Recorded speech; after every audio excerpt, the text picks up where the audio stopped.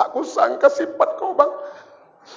Dulu sebelum menikah, kau panggil aku sayang. I love you, darling. I miss you. Sekarang kau bentak-bentak aku. Orang tua aku gak pernah bentak. Kau pula bentakku. Aku nyesel. Tahu gitu gak mau aku nikah sama kau dulu. Ar-Rahmanir Rahim. Meminta pisah, aku bingung.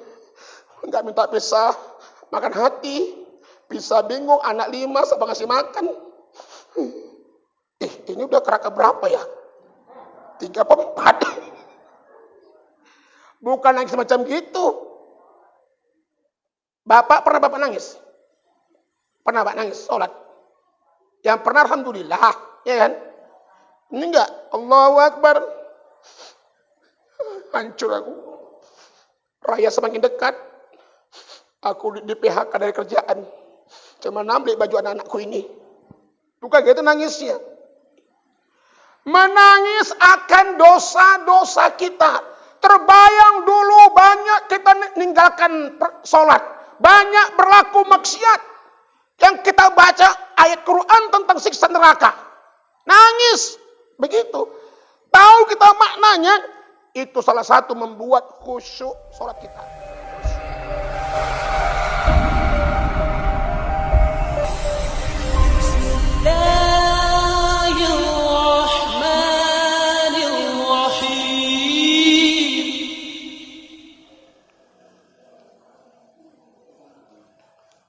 Assalamualaikum warahmatullahi wabarakatuh.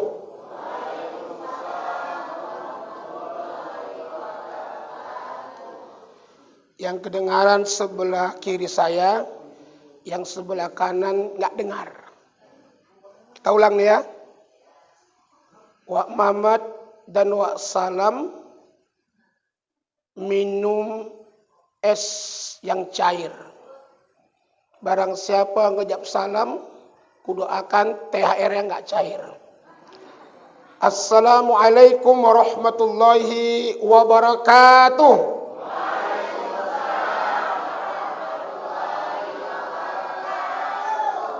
Kan semangat nampaknya ya kan. Ini ustaznya agak kurang fit ya, suaranya serak-serak banjir bandang. Maka tadi pas imamnya hampir-hampir nggak tarik. Tiap malam keluar, ya tiap malam pagi dia ngajar lagi, sore ceramah lagi, subuh ceramah lagi. Begitulah tugas kami. Doakan kami para ustadz, para dai, sehat selalu Bapak Ibu ya. Hamdan wa syukran lillah, salatan wa salaman ala rasulillah, wa ala alihi wa sahbihi wa mawalah. Wala haula wala quwwata illa billahil aliyyil azim. Qala Allah Ta'ala fi kitabihil karim. Bismillahirrahmanirrahim.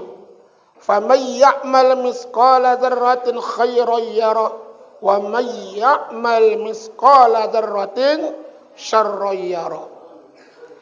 Yang saya hormati Bapak Ibu jamaah masjid Babus Salam yang diridhoi oleh Allah Subhanahu wa taala.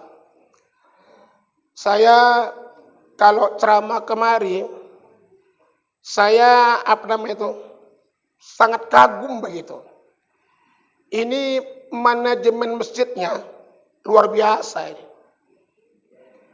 Setiap ceramah di sini para ustadz ku tengok itu kata-katanya dipilih-pilih. Karena masuk YouTube.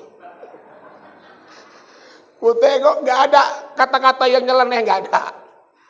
Takut mendunia ya. Tapi kalau aku nggak takut ya. Demi kebenaran ya pengen takut pula. Yang takut tuh karena nggak benar itu. Yang benar nggak pernah takut. Kecuali takut kepada Allah Subhanahu wa taala. Bapak sama istri jangan takut. Jangan macam ada sinetron. Apa nama itu? Suami-suami takut istri. Apa lah itu? Bisa suami takut sama bini? Bisa Pak? Bisa ya. Itu biasanya istrinya kerja, gajinya lebih besar dari suaminya. Emang kalau perempuan mentiko kadang-kadang. Kau udah gaji besar mentiko. Asal begadang, bang, ceraikan aku.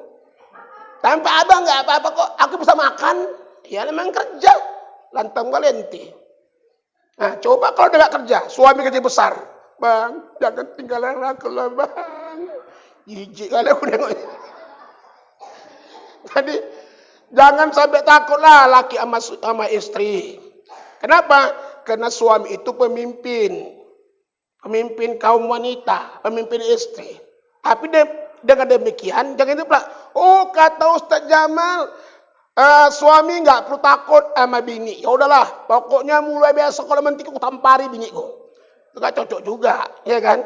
Nah, jadi saudaraku, yang diridhoi oleh Allah Subhanahu Wa Taala sama Allah yang perlu kita takut. Kenapa? Azabnya cukup dahsyat, ngeri azabnya. Jangan kata nanti di neraka. Ketika orang mau meninggal dunia aja, itu sakitnya luar biasa itu. Yang namanya sakratul maut. Rasulullah Shallallahu Alaihi Wasallam ketika menghadapi sakratul maut, itu apa kata Nabi? Sakitnya bagaikan ditebas-tebas pedang. Itu 300 kali, macam kambing dikulitin katanya. Itu orang yang baik, orang yang suci. Kayak mana kita? Sholat ya kadang-kadang milih-milih kok sholat. Mana sholat yang imamnya wak tancap. Yang tancap imamnya itu yang paten. Enak terawih sholat. Kenapa? Imamnya macam imamnya. Tempat kamu kayak mana? Tempat wak lambat. Bismillahirrahmanirrahim. Imam apa ini? Pokoknya habis tarawih ini ya. Nanti ku tengok jadwalnya kapan dia masuk. Kalau dia masuk lagi, nggak teko aku. Ya kan? Yang cepat, itu yang kita pilih. Mudah-mudahan jamaah ini sholatnya ikhlas, ya. Nggak pandang bulu imamnya cepat atau lambat, terserah.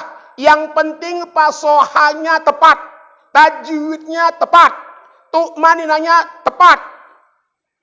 Ada orang tarawih itu memang 3 rakaat, cuma lagi pupak apa gitu tuh.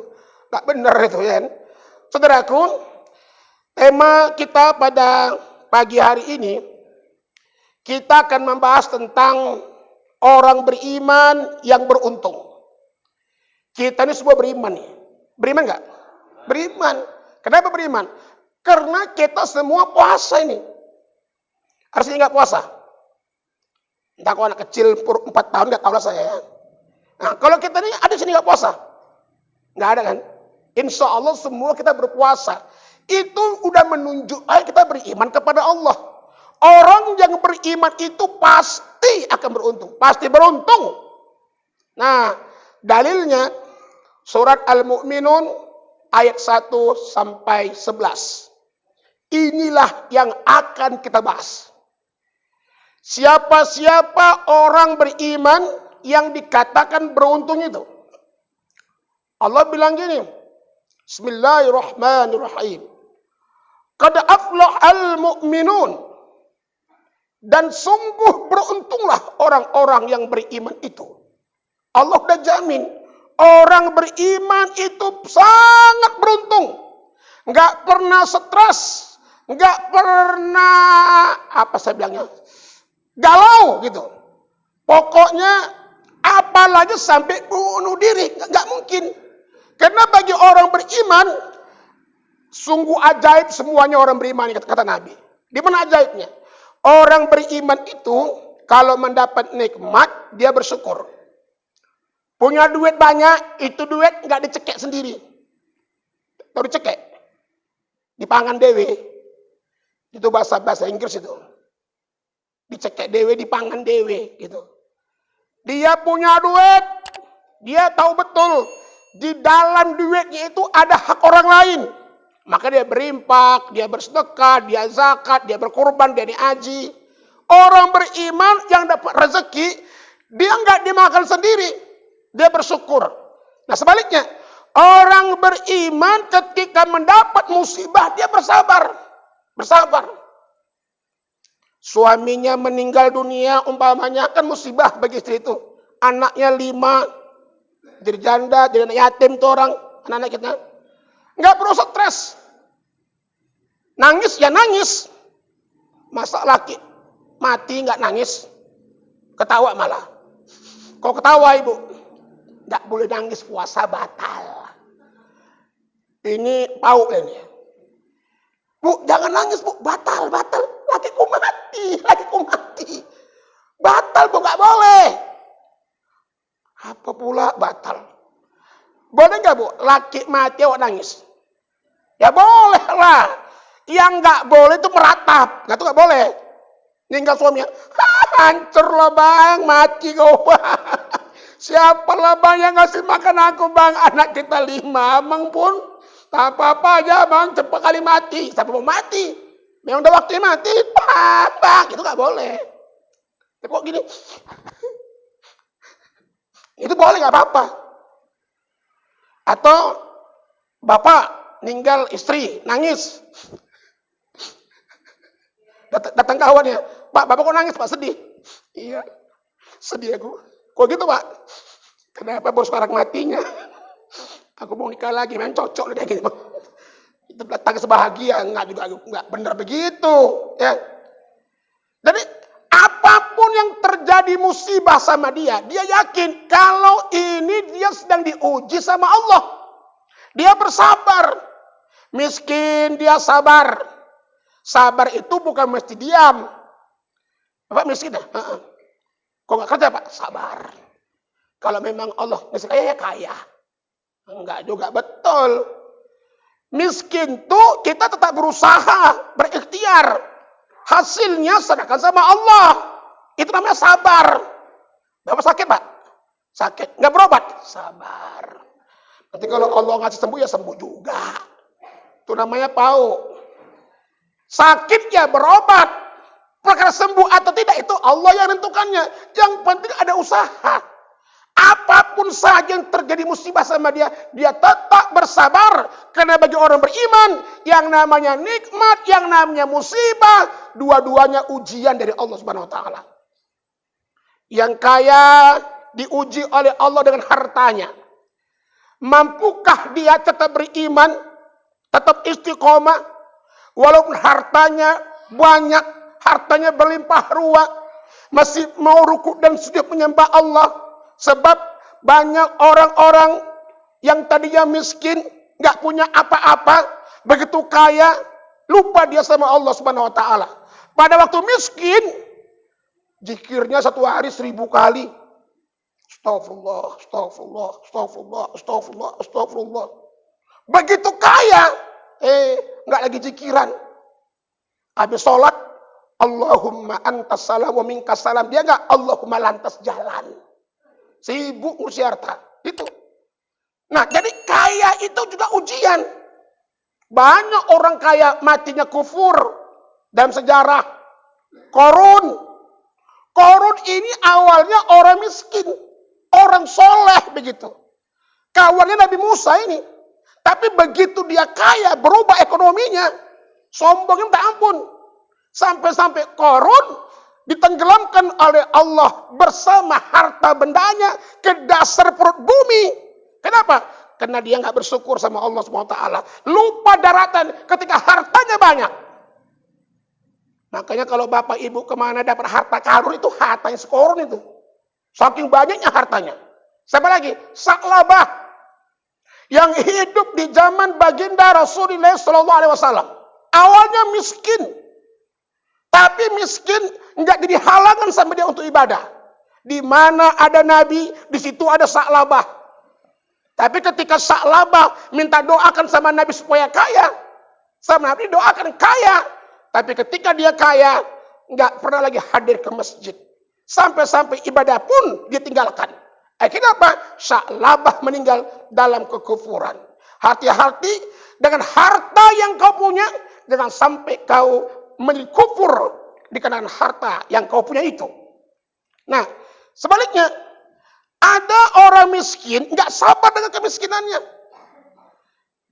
Dia jualan menipu. Dia udah nggak tahan miskin. jadi pencopet, jadi pencuri, jadi begal, bandit narkoba, untuk kaya menghalalkan berbagai macam cara. Jadi sesungguhnya yang namanya nikmat, yang namanya miskin, yang namanya musibah, dua-duanya ujian bagi orang-orang yang beriman. Nggak perlu stres, nggak perlu suudzon, nggak perlu bingung, nggak perlu galau. Kenapa? Kita punya Allah. Nah, lantas siapa sebenarnya orang beriman yang dikatakan beruntung itu? Allah mengatakan dalam ayat yang kedua, orang beriman yang akan beruntung itu adalah alladzina hum fi salatihim khashi'un. Orang beriman yang akan beruntung itu adalah orang-orang yang khusyuk dalam salatnya. Khusyuk dalam salatnya. Bukan sekedar salat, tapi khusyuk. Ini mohon maaf lah. Kita kadang-kadang cemana ya mau khusyuk dalam sholat. Sholat terburu-buru sih. Terburu-buru sholat. Saya kadang-kadang bingung ini. Saya sholat zuhur. Saya masbuk. Udah. Saya baru dapat 1 rakaat. Tinggal 3 rakaat lagi. Ada orang masuk di sebelah. Dari awal, dulu dia siapnya. Ini kan ganggu aku ini. Mau cepat kali kan apa sholatnya itu. Ustadz, bagaimana cara kita supaya khusyuk dalam sholat? Pertama apa? Dimulai dari persiapan sebelum sholat. Apa persiapannya? Pertama, segarkan dulu badannya. Mandi dulu. Bahkan Nabi bilang begini, andai kata tidak memberatkan bagi umatku, maka niscaya aku perintahkan setiap kali mau sholat, mereka bersiwak. Kusur bersiwak. Gosok gigi. Makanya, kalau puasa-puasa gini, sahurnya jangan pakai jengkol. Ya Bu, jangan pakai jengkol. Puasa sahur pakai jengkol. Ustadz nggak bau, Ustadz ya bagimu nggak bau. Tapi udah sholat subuh, nguap lagi. Allahu Akbar. Gitu Pak. Yang sebelah mau makan jengkol kau nih. Kadang-kadang aku. Makanya kalau udah makan jengkol, udahlah, gak usah ke masjid lah, gugur itu. Apa dia? Ke masjidnya itu, gugur. Kenapa? Itu bisa ganggu kawan. Makanya, saudaraku, kalau kamu sholat itu dilarang nguap. Dilarang nguap. Makanya kalau mau nguap, ditahan-tahan lah semampu kita, supaya gak gini. Gini lah, Allahu Akbar. Apabila dengan, aduh. Makanya dimulai dari persiapan. Jangan makan jengkol. Nah, makanya gosok gigi. Gitu. Ini udah puasa, gosok gigi pun enggak. Habis sahur tidur lagi. Kayak mana bau napas itu? Uang gosok gigi pun bau napasnya apa enggak gosok gigi? Astaga. Makanya cocok lah ini corona pakai masker kan. Supaya yang bau napas tuh. Ini pertama, persiapan pertama. Mandi, gosok gigi. Yang kedua apa? Pakaian yang kita pakai itu harus betul-betul bersih. Makanya gini, pakaian sholat lain, pakaian harian lain. Tapi saya ini kan pakaian sholat nih. Ini pulang ke rumah saya buka. Nah di rumah pakai pakaian lain. Jangan pakaian di rumah itu, sholat itu, tidurnya pun itu. Udah gak cocok. Kalau pergi undangan, Masya Allah. Pakaian tuh cantik, orang cantik. Waduh, bagus kurang bagus lah. Menghadap Allah. Nggak pakai baju kadang-kadang. Sah nggak? Soalnya nggak pakai baju. Sah-sah saja. Yang penting pakai mukena, ya kan? Sah-sah saja. Laki-laki juga sah. Cuma lagi nggak nampaklah pusat lewat lutut. Sah. sholat laki-laki. Cuma kurang sopan. Baju ada, sholat nggak pakai baju. Bapak kenapa sholat nggak pakai baju? Gerah, panas. Mandi dulu, itu dia. Yang ketiga, kalau sholat di masjid itu, usahakan kita milih saf yang terdepan. Jangan saf yang paling belakang. Karena saf yang di belakang itu beraneka pemandangan dia lihat. Bahkan pahala yang paling besar itu pertama imam. Karena dia terdepan tuh imam tuh paling besar. Ya kalau berdosa ya imam dosanya paling besar juga. Karena dia pemimpin. Nah, makmum saf terdepan itu besar pahalanya. Kadang-kadang gini udur-uduran. Kau depan. Silakan. Apa lagi coba? Udah, kalau udah ke depan aja lah. Itu paling besar. Kenapa nggak mau di depan coba? Bukan ditanyain. Kalau kita diskusi tadi ialah di depan takut ditanyain di sekolah. Kalau depan kau nggak aku ditanyain payah nggak tak jawab. Ini kan jangan nanyain. Di depan tuh paling bagus. Kemudian kalau sholat itu ke masjid, usahakan bajunya polos. Usahakan bajunya polos. Boleh kemeja, boleh. Tapi jangan kemeja norak kali. Kaos boleh. Tapi jangan sempat kaos bertuliskan apa namanya itu? Vodka. Vodka minuman segar. Kamput. Gambar-gambar cewek yang tentu gitu. Pokoknya persiapan sebelum sholat disiapkan lah gitu. Apalagi kan berwuduk tuh. Baguskan wuduknya. Berwuduk yang fokus. Jangan berwuduk sambil ngomong. Gak ada orang wuduk ngomong. Nanti kau kemana habis tarawih ini? Ya gak tahu sih kemana. Rencana sih mau ini. Mau malam mingguan. Ya sama siapa? Ya sama si apalah si Putra. Itu makruh gak boleh. Kenapa? Nanti gak fokus. Gak tertib. Gak sah wuduknya. Kalau wuduk gak sah, sholat gak sah juga. Rukun wudhu ada berapa? Ada 6. Pertama niat dulu. Habis niat apa? Membasuh muka. Habis muka, kedua lengan. Sampai siku. Lewat dikit gak apa-apa. Tapi jangan lewat sampai kemari. Itu namanya mandi. Nah, siku. Ini lengan dari ujung kuku ini. Ujung jari ini. Sampai siku ini. Tidak ada yang boleh kering, nggak ada, nggak boleh. Kalau sedikit nggak basah, maka nggak sah wudhunya. Maka semua wajib basah, digosok semua. Maka wudhu gini, jangan gini, nah, supaya basah semua. Nah, habis lengan apa?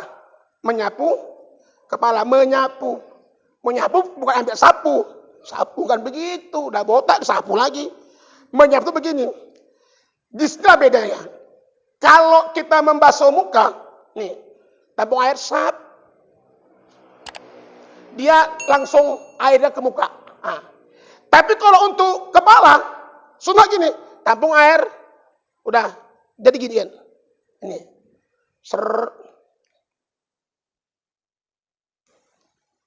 Dia menyapu. Gitu. Minimal 3 helai rambutnya basah, itu minimal. Ustaz, kalau botak gimana Ustaz? Kalau botak itu lain cerita lah. Botak ya, itu lain cerita lah botak. Ini maksudnya gitu, kalau dia berambut ya minimal 3 helai rambut basah, begitu. Baru kaki. Kaki dari mana? Dari lutut, salah. Dari mata kaki, terus basah. Nggak ada, itu makanya kalau kaki, jangan gini berwudu, kayak main engklek. Enak gini kaki. Cemana digosok lah gitu. Saudaraku. Pokoknya persiapan itu harus matang begitu. Barulah sholat. Bacaannya harus tepat. Benar tajwidnya. Cemana lah. Baca tak tepat. Kemudian berusahalah kita tahu maknanya. Yang kita baca itu kita tahu kemana arahnya gitu. Makanya sahabat Nabi Umar bin Khattab itu kalau sholat selalu menangis dia. Terutama yang dia baca ayat-ayat tentang neraka, tentang siksa neraka, azab, nangis Umar. Allahu Akbar. Umpama dia baca Al-Qari'ah umpamanya. Al-Qari'ah, hari kiamat. Mal Qari'ah, apakah hari kiamat itu? Wa ma adraka mal Qari'ah, dan tahukah kamu apa hari kiamat itu? Yauma yakunun nasu kal farashil mabthus. Pada hari itu manusia bagikan rayap yang bertebaran. Wa takunul jibalu kal ihnil manfush, dan gunung-gunung berhamburan bagaikan kapas yang berterbangan. Fa amma man saqulat mawazinu, dan adapun orang-orang ketika ditimbang amal kebaikannya ternyata lebih berat dibanding dengan amal buruknya, fa huwa fi 'ishatir radiyah, maka dia akan memperoleh kehidupan yang memuaskan. Wa amma man khaffat mawazinu, dan adapun orang-orang ketika ditimbang amal buruknya ternyata lebih berat dibanding dengan amal baiknya, fa ummu hawiyah, maka dia akan dilemparkan ke neraka hawiyah. Wa ma adraka ma hiya, dan tahukah kamu apa neraka hawiyah itu? Narun hamiyah, itu api yang sangat panas. Tersungkur nangis Umar. Gitu Bapak Ibu. Ibu pernah Bu nangis Bu? Sholat. Pernah Bu? Yang kuat pernah Bu? Iya. Itu nangisnya membaca ayat, apa nangis teringat tingkah laku suami? Emang nangis juga? Allahu Akbar. Bismillahirrahmanirrahim. Aku sangka sifat kau Bang. Dulu sebelum menikah, kau panggil aku sayang. I love you darling. I miss you. Sekarang kau bentak-bentak aku. Orang tua aku gak pernah bentak. Kau pula bentakku. Aku nyesel. Tahu gitu gak mau aku nikah sama kau dulu. Ar-Rahmanir-Rahim.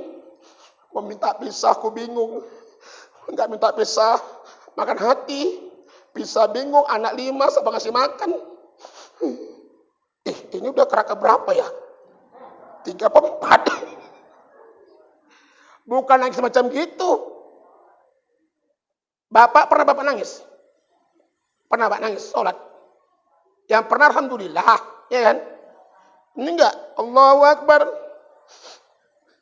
Hancur aku. Raya semakin dekat. Aku di PHK dari kerjaan. Cuma ambil baju anak-anakku ini. Bukan gitu nangisnya. Menangis akan dosa-dosa kita. Terbayang dulu banyak kita meninggalkan sholat. Banyak berlaku maksiat. Yang kita baca ayat Quran tentang siksa neraka. Nangis. Begitu. Tahu kita maknanya. Itu salah satu membuat khusyuk sholat kita. Khusyuk. Makanya sholat yang bagus-bagus. Sholat itu paling cepat. Ini paling cepat ya. Menurut saya itu 10 menit. Kalau di bawah 10 menit asar misalnya. Zuhur. Itu udah gak kurang bener itu. Makanya apa? Di zaman baginda Rasulullah SAW, ada sahabat di tengah Nabi, cepat kali sholatnya. Nabi suruh ulang. Suruh ulang. Udah diulang, masih cepat juga, ulang lagi. Sampai 3 kali ngulang saudaraku. Ingat, secepat-cepatnya sahabat, itu selambat-lambatnya kita tuh. Suruh ngulang. Kita ya Allah ya Rabbi. Apalagi kalau tarawih. Mau cepat aja. Coba. Ginilah ya. Kalau kita membaca semua bacaan yang kita baca. Katakanlah bacaan judul antara 2 sujud. Misalnya. Rabbi firli. Coba. Pelan-pelan kita baca. Rabbi firli. Warhamni. Wajburni. Warfa'ni. Warzukni. Wahdini. Wa'afini. Wafu'ani. Kenapa itu kan? Tapi kadang-kadang ada imam gini. Allahu Akbar. Allahu Akbar. Allahu Akbar. Apa yang dibaca, Pak? Sholat itu intinya doa itu di Rabbighfir itu. Itu ada 8 loh. Tuh. Rabbighfirli warhamni. Di situ doa itu. Ya Allah ampuni aku. Kasihanilah aku. Kasih aku rezeki. Maafanlah aku. Tunjukilah aku. Gitu. Lengkap gitu. Makanya gini. Ada orang sehabis sholat. Dia nggak doa lagi. Kenapa? Karena sholat itu udah bagian daripada doa.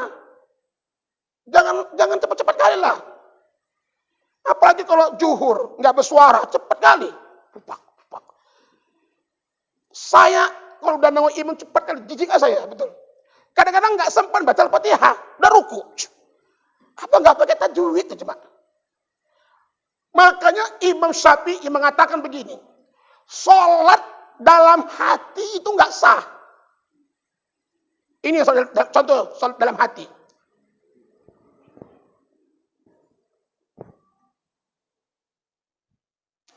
Mulut nggak kamit, dia bayang. Ini namanya kemasukan setan ya orang. Kalau sholat itu komat kamit mulutnya, hati ngikutin, begitu. Contoh, Allahu Akbar. Bismillahirrahmanirrahim. Gitu, minimal suara kita terdengar oleh kuping kita. Kalau dalam hati ya cepatlah. Udah siap nih Al-Fatihahnya. Allahu Akbar. Ya cepat emang. Makanya diucapkan dengan ucapan, diyakinkan dalam hati supaya jangan cepat kali gitu. Asal sholat nggak pernah habis Al-Fatihah keribuannya. Kenapa? Cepat kali. Jadi saudaraku, yang diridai oleh Allah Subhanahu wa taala. Pelan-pelanlah kita rubah tingkah laku kita ketika kita sholat itu. Supaya apa? Supaya khusyuk. Allah hanya nerima ibadah yang khusyuk. Yang nggak khusyuk Allah nggak terima. Hati-hati. Jadi orang beriman yang dikatakan beruntung itu adalah allazina hum fi sholatim khasyi'un. Mereka khusyuk dalam sholatnya. Satu. Yang kedua, siapa lagi? Walladzina hum 'anil lagwi mu'ridun. Orang beriman yang akan beruntung itu adalah orang-orang yang selalu menghindarkan perbuatan dan perkataan yang tidak ada manfaatnya. Ada nggak perbuatan yang nggak ada manfaatnya? Banyak. Mencatur umpamanya. Boleh nggak mencatur? Boleh. Tapi jangan sampai melalaikan kita dari ibadah. Itu yang haram. Mencatur itu haram kalau sempat melalaikan kita dari ibadah. Tapi kalau untuk santai, udah sholat, nggak apa-apa. Silakan mencatur. Aku pun hobi mencatur, nggak apa-apa. Asli yang jago mencatur, ya aku tantang. Nggak apa-apa. Tapi kalau azan berhenti, kalau azan, sholat. Ini enggak. Azan pun, aduh, mikir ya. Allahu Akbar, Allahu Akbar. Main. Sekak. Belum sekak ini kata jemaah. Akhirnya apa? Enggak sholat. Itu yang haram di situ. Mentrop. Tahu mentrop? Tahu kan? Mentrop. Nah.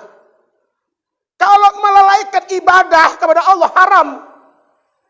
Tapi kalau kita pandai membagi waktu, ya masalah. Yaitu anggaplah represi otak, ya kan? Nah, supaya enggak butek otak ini. Refreshing lah makanan kawan. Silakan aja. Mancing.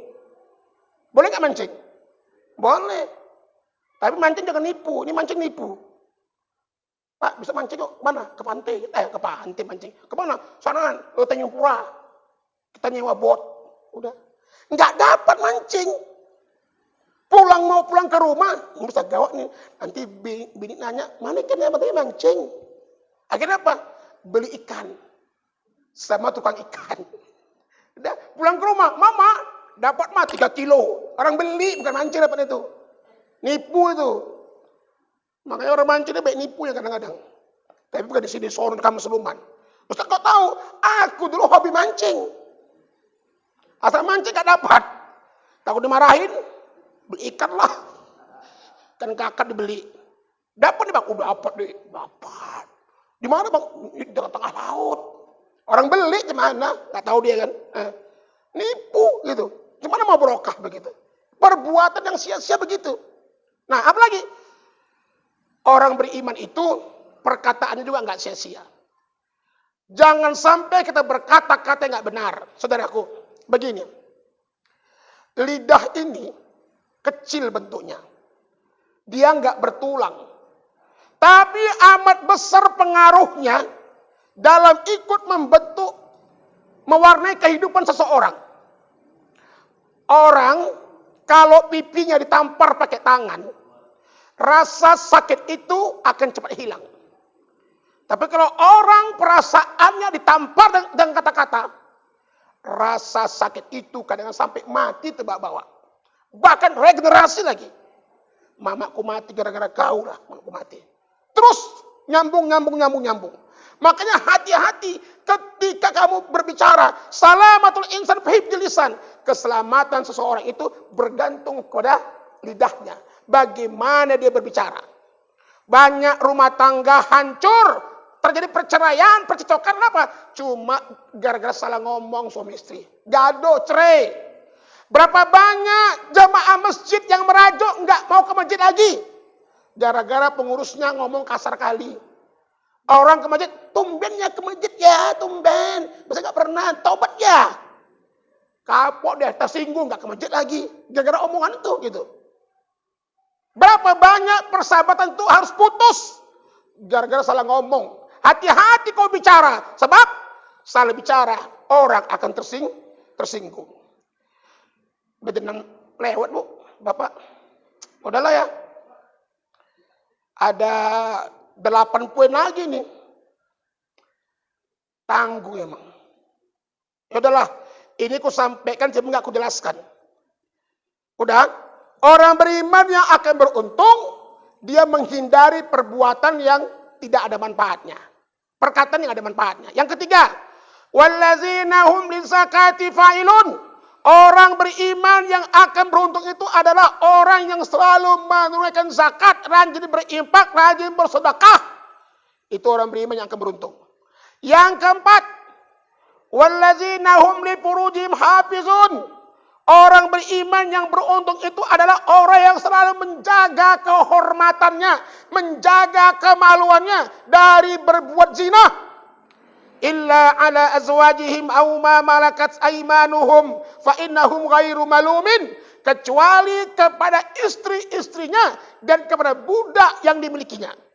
Faman ibtagha wara'a dzalika fa ulaika humul adun. Barang siapa yang melanggar yang demikian itu, maka orang-orang semacam itulah yang melampaui batas. Wallazina hum li amanati mu'ahdim ra'un. Orang-orang beriman yang akan beruntung itu adalah orang-orang selalu menepati janji apabila dia berjanji. Wallazina hum ala salawatihim yuhafizun. Orang beriman yang akan beruntung itu adalah orang-orang yang selalu menjaga sholatnya. Bukan sekedar khusyuk, tapi dia jaga sholatnya. Apa yang dijaga? Dia sholat di awal waktu. Dia sholat berjamaah. Itu namanya dia menjaga sholat itu. Kemudian apa lagi? Wallazina hum allazina yarisunal firdaus hum fiha khalidun. Ulaika humul warisun allazina yarisunal firdaus hum fiha khalidun. Maka mereka itulah orang-orang yang akan mendapat warisan berupa surga Firdaus, hum fiha khalidun, dan mereka kekal di dalamnya buat selama-lamanya. Barangkali inilah kaji kita pada subuh hari ini. Mohon maaf kalau ada kata-kata yang kurang tepat, penjelasan yang kurang mantap, saya mohon maaf yang sebesar-besarnya. Insyaallah kita bertemu di lain waktu. Wassalamualaikum warahmatullahi wabarakatuh.